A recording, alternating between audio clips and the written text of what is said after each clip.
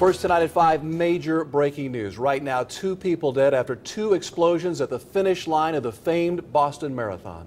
At least 23 other people are injured. Now, this is a live picture of downtown Boston. Race officials say those explosions were caused by bombs. That's what the race officials are saying. And right now, crews are working to dismantle 2 other bombs that were recently discovered. The explosions happened this afternoon, and we're just learning those devices appear to be homemade. And again, we know so far that 2 people have lost their lives in this, 23 others injured. And police are investigating a 3rd explosion right now at the JFK Library in Boston.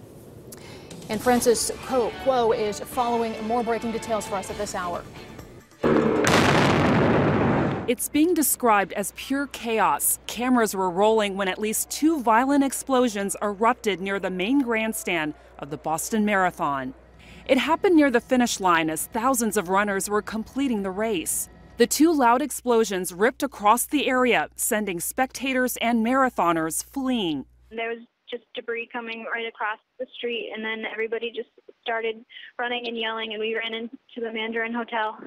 It happened during the height of the marathon. The elite runners had finished, and the bulk of runners were coming through on the final stretch of the race. There was one right at the finish line. It was just this huge pile of smoke, and then it sounded like a huge cannon went off, and then another one just happened right across from us, and it was just this huge explosion, and there's just debris everywhere. The remaining runners were diverted, and the race canceled as emergency crews rushed in.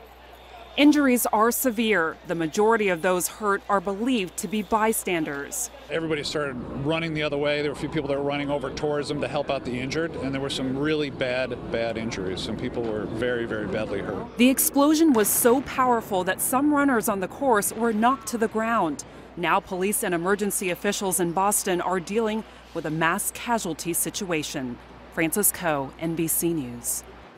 Now, we've been checking the list of registered entrants in this year's Boston Marathon. At least 42 are from here in the Miami Valley. The 2 News team is checking to make sure they're okay. At this point, they are. But as we get further word, of course, we will let you know. And if you know about any of those folks, please get in touch with us. Now, among the local runners in today's Boston Marathon was a man named David Ashdown. He lives in Springboro, is a teacher in West Carrollton. And David joins us now live on the phone from Boston. David, I understand you were running with your wife today in the event. First and foremost, are you both okay?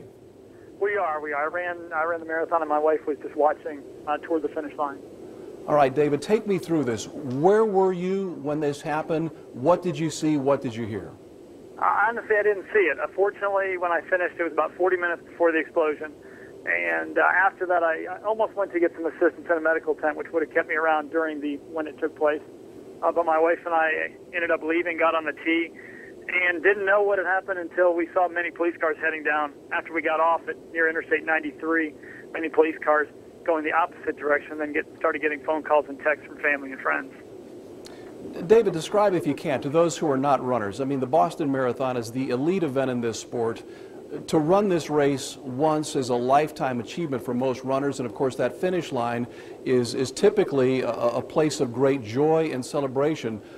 As a runner, and you've got to be a very good runner to run Boston in the first place, just explain to me your feeling on this. It's almost unbelievable that this would happen in an event like the Boston Marathon. Well, it is. I mean, as you said, it is a race that people have to qualify for, or they have to raise a significant amount of money for charity in order to run. And to finish that, just to cross that finish line, it brings jubilation. Makes you happy. You get your medal. You can say you finished Boston Marathon. And many spectators are sitting there near the end of the race, along with all parts of the course. Yeah, David, before I let you go, give me a sense what's happening there now. What's the sense in the area of the race and in the city right now? I mean, right now people are scared. They want to, stay in their hotels, and some hotels are scared, I'm sure. We're sitting here wondering whether we're going to go downtown tomorrow into Boston. Yeah, many more questions. David, the bottom line, the good news for us is that you are okay and took the time to join us. We truly do appreciate it. David Ashdown, a runner from Springboro, a teacher at West Carrollton. He and his wife both ran in today's Boston Marathon and they are okay. David, thank you so much. Thank you. And I called Right Pat and spoke with a spokesman because, you know, the base hosts the Air Force Marathon in September, and many people run that race to qualify for Boston.